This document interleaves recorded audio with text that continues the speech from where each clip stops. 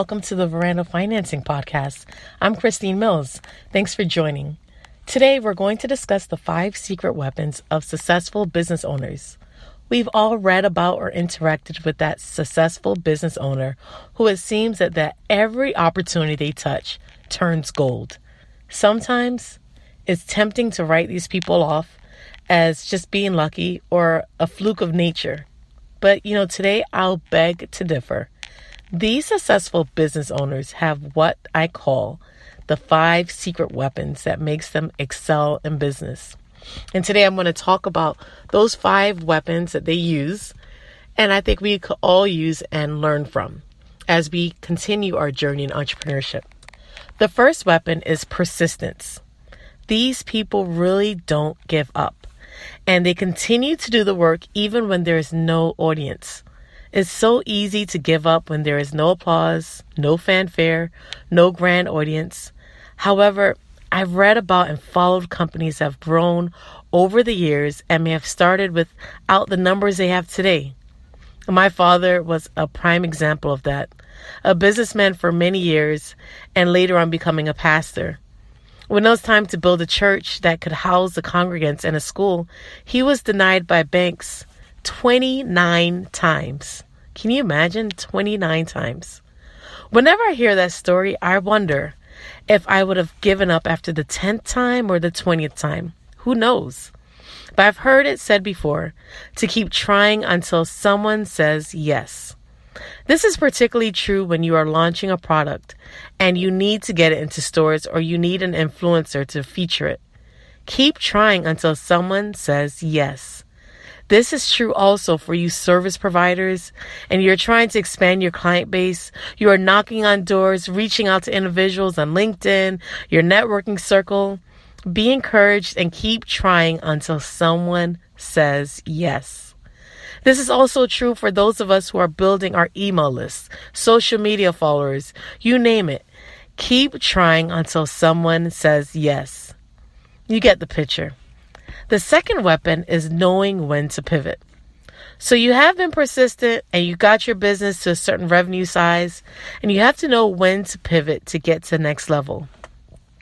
Perhaps you've had to add your product offering so you can see that there is a growing segment you are not tapping into. One of my favorite podcasters I listen to is Elaine Fluker from Support is Sexy, and I love following her journey of being committed to podcasting 5 days a week. I tip my hat off to her. That's an amazing feat. And she recently started a platform called Girl on Podcasts where podcasters can find guests and vice versa. I don't know her personally, but I like that she expanded her product offering to add value. Find ways you can add more value to your customers, which can ultimately catapult you to the next level. The third weapon is to work in your superpower. I spoke about using your superpower to grow your business in episode 8. On that episode, I discussed ways you can be more productive, efficient, and effective. And that successful business owners identify their superpower and try their best to operate in that realm. It makes them stand out, and the effort they have to exert energizes them rather than drains them. I used to think that superpowers were aligned with industries, but I no longer think that's true. I really think that there are creative people in every industry as well as there are analytical people in every industry. But if you find the business model is shifting further and further away from your strengths, beware. Try to find ways to hone in that are working in your strengths, and then what you're weak in, you can outsource or hire that part of your business. And this will lead me to my fourth weapon that most successful entrepreneurs have, is to hire the best talent they can afford. I get it. Some of you are listening to me, and the thought of hiring someone right now when you are just starting out may seem odd and insurmountable. But hear me out. Your team looks different depending on the stage of your business. At the beginning, your team can be contract workers or students that help you with your logo design, virtual assistants, a social media firm that could pay a flat rate to grow your social media, or an online service to make your grind that much easier. Some sites start with I would say is Fiverr, TaskRabbit, Upwork, 99 Designs, and People Per Hour. When choosing your team, go with people who understand you and that they are genuinely excited about what you are doing. One of my favorite shows right now is Queen Sugar. It's on the Oprah Network. And every time I watch a show, I'm just amazed at how beautiful the cinematography is and the fresh approach they go about telling the story and the narrative. It's just awesomely done. And businesses that are successful cultivate a team that works well together, and each person brings a great deal to the table. I've heard someone say, hire slowly and fire quickly. So slowly take your time to find those right people who will add value, and you will be energized just being around them. The fifth weapon, which is our last, is to simply do the work consistently. This is not the most appealing weapon, but it is very simple. Whatever business you are in, just do the work. I recently listened to a great podcast, Don't Keep Your Day Job with Kathy Heller. She made a statement that stuck with me.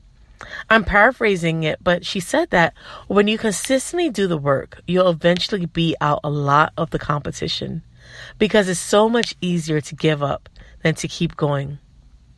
Just think about that. If you give up right now and you start 2 years later, you're that much further behind because more people have come on the scene. But if you keep going, you're slowly going to get better and better, and you're going to build those muscles that's going to help you with your business and going forward. So don't give up. And just to recap on everything, on these secret weapons, one is to be persistent. Keep trying until someone says yes. The second weapon is to know when to pivot. Maybe it's time for you to expand your product offering. Maybe it's time for you to tap into an orbiting circle that complements your business model. The third weapon is to work in your superpower. Go back to episode 8 and listen to what I said about that and the benefits of working your superpower and how you could get more done and be more energized by working in an area that you're gifted in. The fourth weapon, hire the best talent you can afford. And the fifth weapon is to simply do the work consistently. That's all I have for you today. I trust these tips were helpful to you. Please let me know with a review or subscribe to us on iTunes. We have so many interviews lined up, and it's going to be lots of fun. I will hate for you to miss out on anything that's happening right here on Veranda Financing. We'll love for you to join us here so we can learn and grow. Also, check out Veranda Financing on Instagram, where I share inspiration and practical tips to grow your business. Until next time, remember, businesses are successful when they meet, finance, and grow. Take care and God bless.